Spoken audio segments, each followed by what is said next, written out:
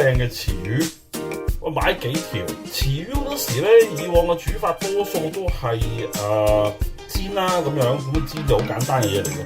咁我今日咧就想唔煎喎，咁咧我就諗住咧揾啲蒜啊，揾啲即係嗰啲蒜苗咧，就做翻一個油鹽水白灼，即係白烚池魚。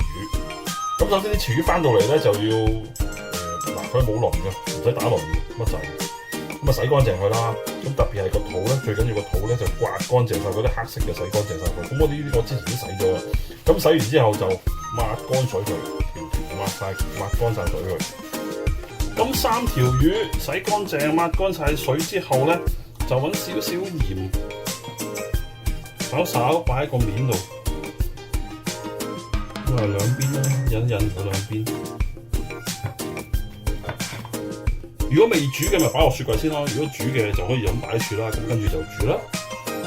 咁我煮呢個油鹽水白烚池魚咧，最主要嘅配料就2樣嘢嘅啫，咁就係蒜頭同埋一啲葱蒜。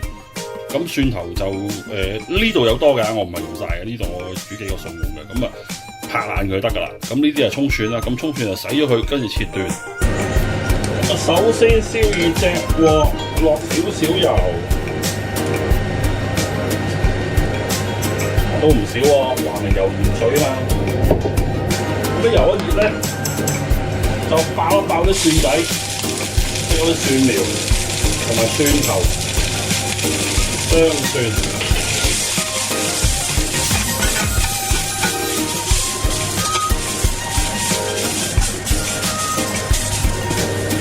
咁炒到有少少香味咧，就落少少紹酒，跟住就落水。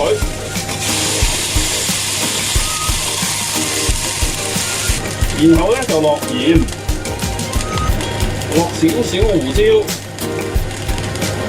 跟住就將啲魚擺晒落去。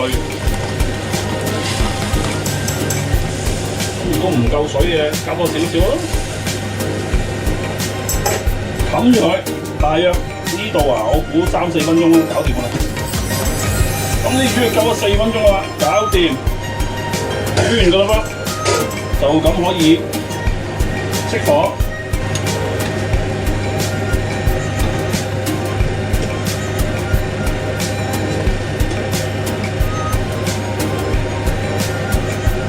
呢個油鹽水白烚池魚就搞掂啦。咁啊臨食之前咪擺少芫茜上面做裝飾咯，幾靚仔，搞掂啦。咁啊上台咯。